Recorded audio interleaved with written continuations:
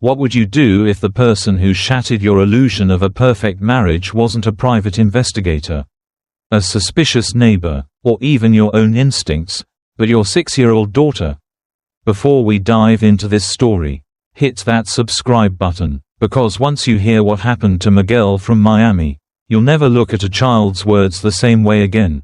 Miguel Alvarez was the kind of man most people assumed had life figured out. At 39, he had built a steady career as a civil engineer and earned the quiet respect of both his colleagues and his neighbors. With his kind eyes and soft-spoken manner, Miguel exuded calm. He wasn't loud or flashy. His presence was felt in the way he fixed a fence for the widow down the street without being asked, or how he remembered the birthdays of every child on the block. He lived with his wife, Claudia, in a modest yet elegant home nestled in a quiet Miami suburb. It wasn't beachfront, but it had a small pool glistening under the Florida sun, a garden full of rosemary and bougainvillea, and the kind of stillness that made the neighborhood feel like it was holding its breath in contentment. Claudia, at 35, had a brightness that made her memorable. She was a real estate agent who carried herself with practiced grace.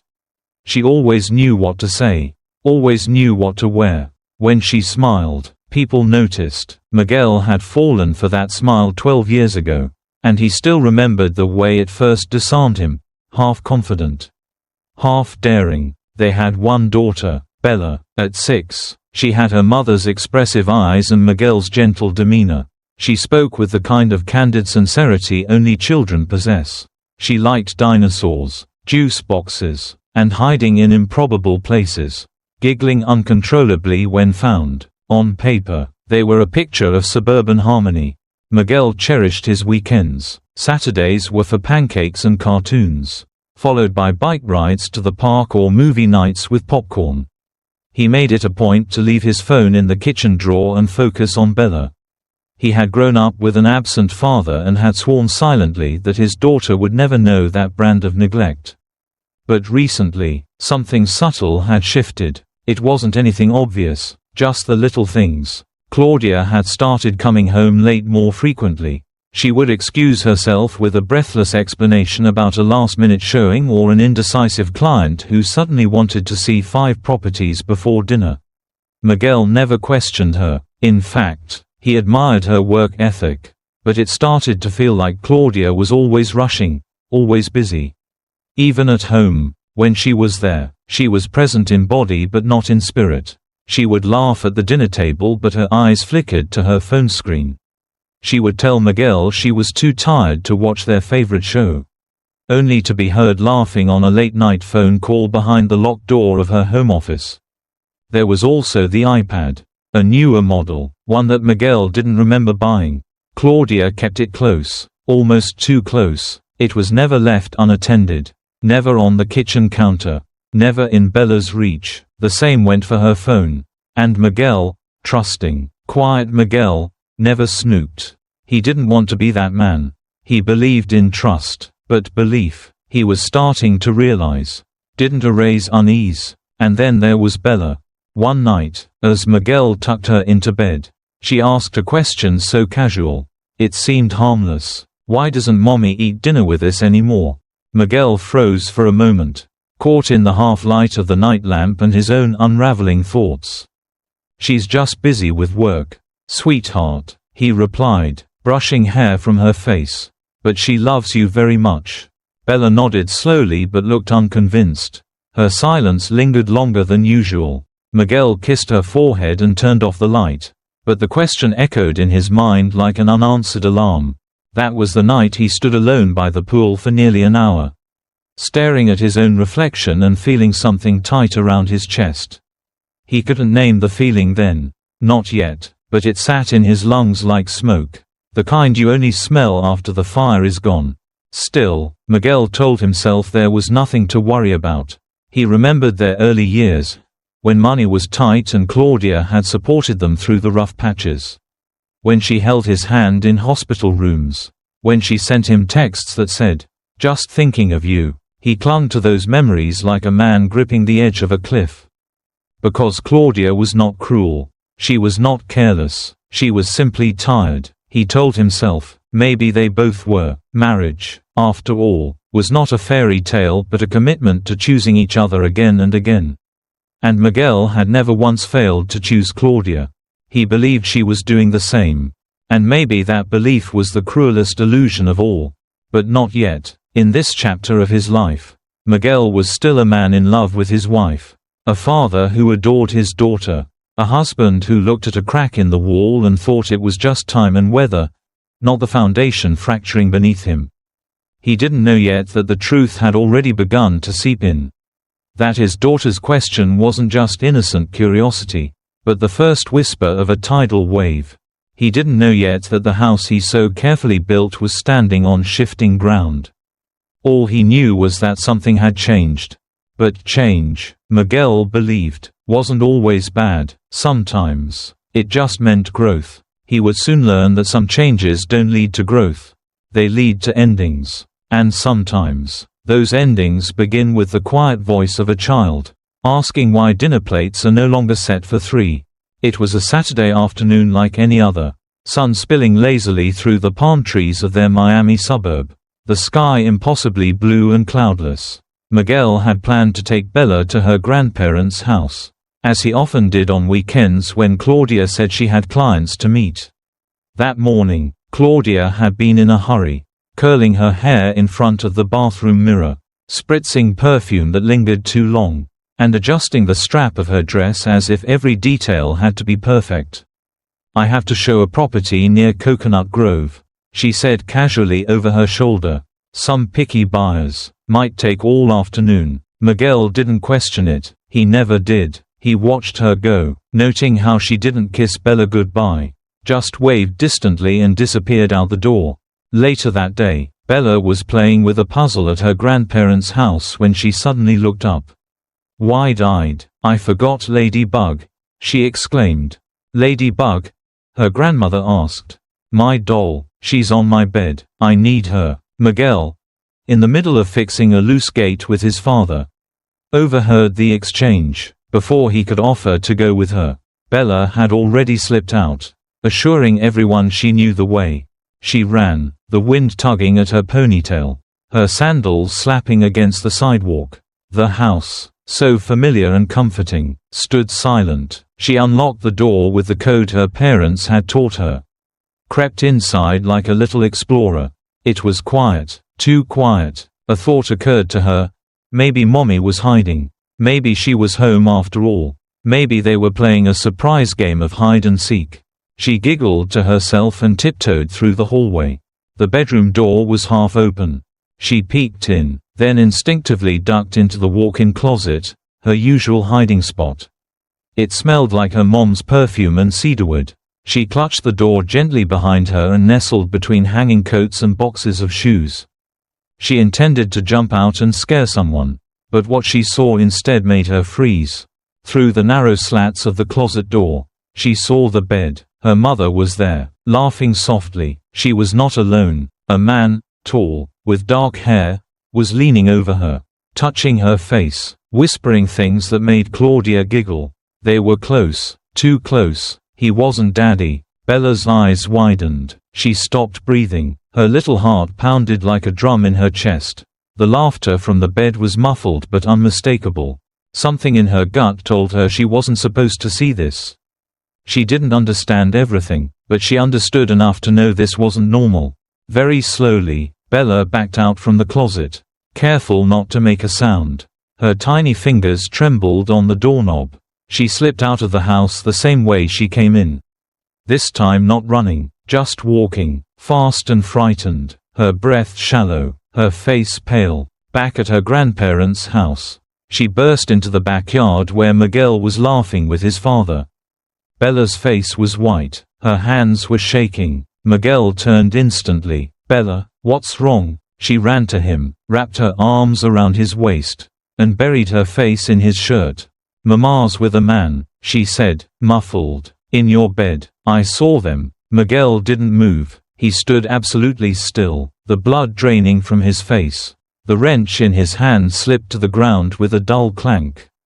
"What did you say?" he asked quietly. Bella looked up, her eyes brimming. "There was a man," He hugged her. She was laughing. I saw them through the closet. For a moment, no one said anything. The garden around them seemed to blur. Miguel's mother stood frozen on the porch, her hand clutching a watering can. His father lowered his tools. Eyes narrowed. Miguel knelt down, taking Bella's face gently in his hands. Are you sure, sweetheart? Maybe it was someone else. Bella nodded firmly. Not you. A stranger. The conviction in her voice sent a chill through his spine. He pulled her into his arms and held her tightly. Not speaking. His heart was hammering. His thoughts a chaos of images and emotions. But his face was calm. Still, eerily controlled. Later, when Claudia returned, she found Miguel sitting silently on the porch. Bella was asleep in her grandmother's lap. Hey, Claudia said lightly. How was the day? Miguel looked at her with eyes that no longer blinked away suspicion. He didn't respond. Everything okay? She asked, hesitating. Still, he said nothing, just stood and walked inside. Claudia stood alone on the steps, her smile faltering, her fingers clutching the strap of her purse. That night, Miguel didn't sleep. He lay in the dark, listening to the hum of the ceiling fan, the soft breaths of his daughter down the hall, and the pounding in his own ears. Bella's words replayed over and over like a broken lullaby. He didn't know what hurt more, the possibility that his wife had betrayed him, or that his daughter had been the one to find out first. The weight of it settled in his bones. Something had shattered, and the sound of it echoed in silence. Miguel didn't confront Claudia, not right away. He didn't ask questions, didn't raise his voice, didn't accuse. Something colder, more calculating, had awakened inside him. A part of him had frozen still that day Bella came running into his arms. Face white with confusion and fear. That part of him refused to act without knowing, without being certain. He began to watch. It started simply. He paid attention to Claudia's schedule, wrote it down in a small notebook he kept hidden in the garage. The names of clients she mentioned, addresses she claimed to visit, the days she left early or came back late. It was all logged, all recorded. Miguel noted even the perfume she wore, the mood she displayed. Some days she came home bright and chatty, other days, subdued, guilty maybe, or just distant. Then came the cameras. He bought them online under a different name. Small, nearly invisible, easily tucked into corners. He installed one in the bedroom behind a vent, another near the entryway facing the living room, and one, though it pained him, in Bella's room. Just to be sure, all were motion triggered and connected to his phone. He didn't know what he expected. He only knew he needed proof. The first few days passed with nothing unusual. Claudia moved through the house like a ghost, silent, graceful, and untouched. Miguel almost doubted himself. Almost. Then, one Tuesday, the alert pinged. It was 2:43 p.m. He had just finished a site inspection and was reviewing blueprints in his truck when the notification came through. Motion detected. He tapped the thumbnail and the video loaded. Claudia entered the bedroom, smiling. She wore the same dress she had worn that morning when she kissed Bella goodbye and claimed she'd be working all day. But she wasn't alone. The man entered behind her. Miguel hadn't seen him before. He had dark, slightly graying hair, a strong jawline, and a casual swagger in his walk. Claudia kissed him as if no hesitation existed, as if no vows had ever been exchanged in the very room they stood in. Miguel didn't breathe. He watched every second, each touch, each whisper, the way Claudia laughed and threw her head back, the way she peeled the sheets as if they didn't still carry Miguel's scent. The phone slipped from his hand onto the seat beside him. He sat in his truck, frozen. He didn't weep immediately. First came silence, a hollow, pulsing silence where nothing could settle. Then came the shaking, and then, the tears. He doubled over, his forehead pressed to the steering wheel, sobbing like a child. His body trembled under the weight of betrayal. His mind racing through the years they had shared, anniversaries, hospital visits, birthdays. He kept whispering, as if it might undo what he had seen. Bella saw this. My baby saw this. The thought of his daughter, eyes wide behind closet doors. Witnessing what he had now seen in high definition made the pain unbearable. It wasn't just adultery, it was contamination. His home, his sanctuary, had been invaded, and the one person he thought would always protect Bella had exposed her to something unspeakable. That night, Miguel didn't eat. He sat in the garage with the lights off, staring at the footage again, not because he wanted to, because he needed to burn every detail into memory. Because doubt is a dangerous thing, and he would not allow himself any. A week passed. He kept the secret like a weapon. Every interaction with Claudia became a performance. He kissed her cheek with rehearsed normalcy. He helped Bella with homework, smiled at neighbors, attended a PTA meeting.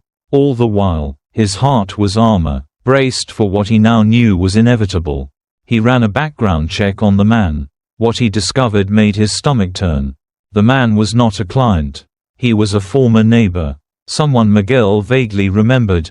Rick. A divorced electrician who had lived 4 houses down until he was quietly asked to leave after allegedly harassing a teenage babysitter in the neighborhood. No charges had been filed, but enough whispers circulated to make his presence unwelcome.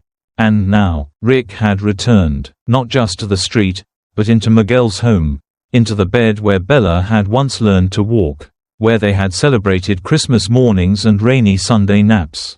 Miguel's rage was no longer hot. It was cold, controlled, and it had purpose. One evening, after Bella had gone to sleep, Claudia sat beside Miguel on the couch, sipping wine. "You've been quiet lately," she said, watching him. "Work stress." Miguel smiled faintly. "You could say that. Maybe we need a weekend away," she offered. "Just us. No distractions." He studied her face, the ease with which she lied. The softness in her eyes that he once thought sacred now felt manufactured. He wanted to ask, was he worth our daughter's innocence? But he bit his tongue. Instead, he said, "Let me think about it." Later that night, while Claudia slept, Miguel copied the footage onto a drive. He labeled the folder, "Insurance." Not for vengeance, not yet, but for protection, legal, parental, emotional. He didn't know how to tell Bella. He didn't know if he should. But he knew he had to protect her from further exposure. From Rick, from Claudia's recklessness, from a world where closets no longer kept children safe. By the end of that week, Miguel had already begun looking for attorneys. Quietly, strategically. He would not scream, he would not strike, he would not beg, but he would win. And he would do it not for pride, not for revenge, but for Bella. She had opened the door to truth. Now he would walk through it. Miguel waited until the weekend. He wanted Bella to be with her grandparents.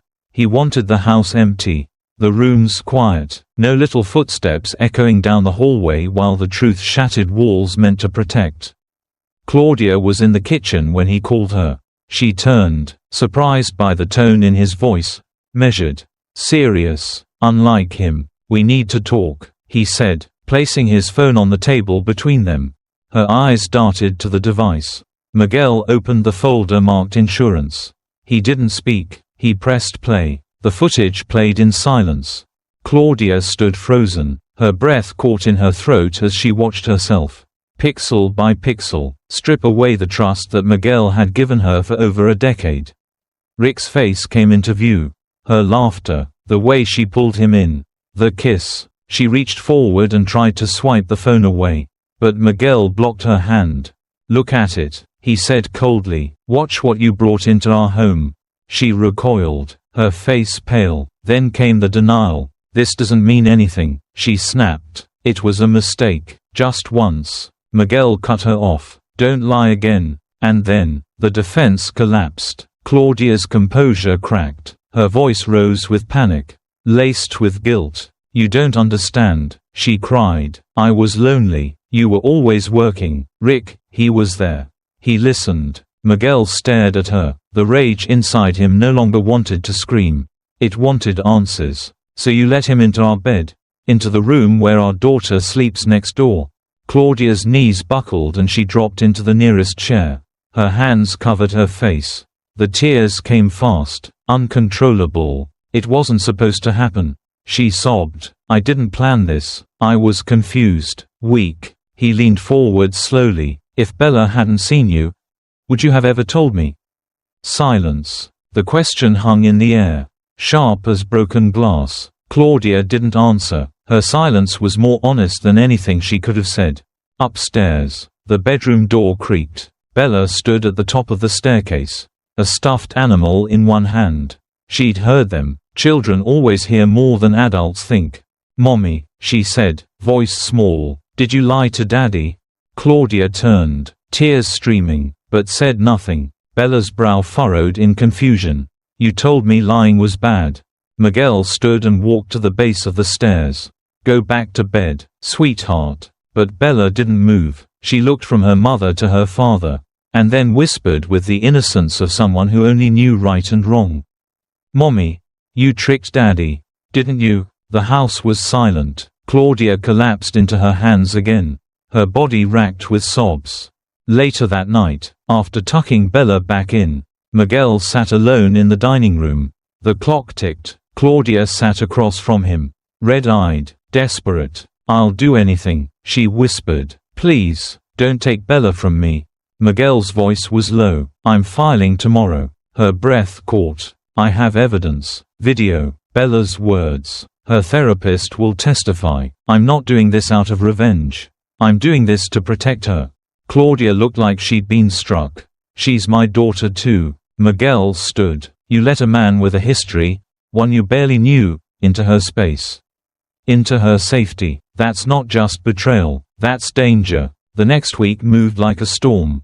Miguel filed for divorce, filed for sole custody, presented everything: videos, timestamps, Bella's testimony in a safe, child-sensitive interview. Claudia fought back, hired a lawyer, painted herself as a struggling mother, manipulated by an older man. But Bella's words, recorded during a session with a court-appointed child psychologist, echoed louder than any adult's defense. "I don't want to live with Mommy," she said. "She brought a stranger to our house and lied to Daddy." The judge looked at Claudia, then back at the file. Miguel was awarded full custody. Claudia was granted supervised visitation, pending further evaluation. After the ruling, Claudia approached Miguel in the courthouse hallway. "You turned her against me," she hissed. "No," he said calmly. "You did that all by yourself." The drive home was quiet. Bella sat in the backseat, humming softly to herself, her stuffed dinosaur in her lap. Miguel glanced at her in the rearview mirror. He thought of all the things she shouldn't have seen, all the innocence she should have been allowed to keep. He whispered to himself, a quiet promise: never again. The days after the ruling unfolded like slow echoes of a storm that had passed but left everything altered. Miguel was now a single father with full custody. The house felt quieter, somehow heavier. Claudia's belongings had been removed. Her shoes no longer lined the bottom of the closet. Her scent no longer lingered in the hallway. What remained was an absence, sharp, obvious, and strangely cleansing. Bella adjusted quickly, or so it seemed. Children have a way of adapting, especially when given safety and structure.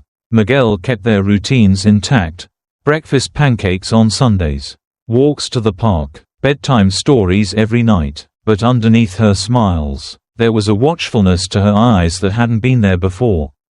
She started seeing a child therapist once a week. After each session, Miguel would ask if she wanted to talk, and most days she would shake her head and say, "Maybe later, Daddy." He never pushed. Claudia was granted supervised visitation once a month. The sessions were awkward, stilted. Bella would sit beside the court-appointed supervisor. Her responses short, polite, never cruel, just distant. Miguel watched from afar, sometimes from the car, sometimes just through the glass of the waiting area. Claudia would try to smile, would bring gifts, speak softly, but Bella would fidget, glance at the clock. Sometimes she would say she wanted to leave early. One day, after a visit, Bella climbed into the backseat and buckled her seatbelt in silence. Miguel started the engine, glancing at her in the mirror. "She cried today," Bella said quietly. Miguel hesitated. Did that upset you? No, Bella said, but I didn't like it. It felt fake. He didn't know how to respond. So he simply nodded. Meanwhile, Claudia's world began to unravel. The real estate agency she worked for let her go. Not officially because of the affair, but word spreads. In a tight-knit community, no one wanted their house shown by the woman whose daughter had caught her cheating. She moved to a smaller apartment 2 towns over. Rumors followed her. Friends distanced themselves. The glamorous, polished woman Miguel once knew now looked smaller. Dimmed, not broken, but bruised in a way pride couldn't fix. She called sometimes, left voicemails Miguel didn't return. I miss her. Tell her that, please. Miguel never passed those messages on. He didn't know if that made him cruel. He only knew Bella needed peace more than she needed guilt-laced love. At night, Miguel would lie awake and replay everything, the early signs, the missed chances, the nights Claudia said she was working late. He would stare at the ceiling and whisper the same sentence. If Bella hadn't seen it, I might still be living in that lie. And it terrified him. He felt gratitude toward his daughter so deep, so profound. It frightened him. She had been the mirror he didn't ask for, but desperately needed. She had exposed the truth not with anger or accusation, but with innocent eyes and trembling words. Some nights, he cried quietly, not for Claudia, not anymore, but for the life he thought they had. One afternoon, a few months after the final court hearing, Miguel and Bella sat by the small canal that ran behind their neighborhood. The sun was setting, painting the water in gold and peach. Bella held a piece of folded paper in her hands, a little boat they had made together. Is this where wishes go? She asked. Miguel smiled. If you want him to. She placed the boat gently on the surface. Watched it float. I wished for you to be happy, she said. He looked at her, surprised. You make me happy, Bella. I know, she said, almost shyly, then added, I don't need mommy, I have you. Miguel didn't answer. He couldn't. His throat tightened. He nodded, blinked away the tears, and smiled. As the paper boat drifted further into the golden ripples, he placed a hand on her shoulder. Let's go home, he said. She took his hand. The walk back was slow, quiet, and for the first time in months, Miguel didn't feel broken. He felt whole, not in the way he had imagined years ago, in a house with 2 parents and a perfect kitchen and perfect smiles. But in a new way, in a true way, and sometimes, the truth, no matter how painful, was the only way forward. Before you go, ask yourself this: what if the next betrayal doesn't come from a lover, but from someone your child trusted too? Miguel and Bella's story reminds us how deep the wounds of infidelity can run, but what happens when 2 families are shattered? And the children are the ones who suffer most. In our next story, Rachel from Tallahassee thought she found a kindred spirit at a birthday party. He was charming, familiar, and the father of her son's best friend. When the truth came out, it didn't just destroy her marriage. It destroyed her son's entire childhood. Right finger, don't miss the next episode in the series. Subscribe now to Infidelity Chronicles and turn on notifications, because the next story might be closer to your home than you think.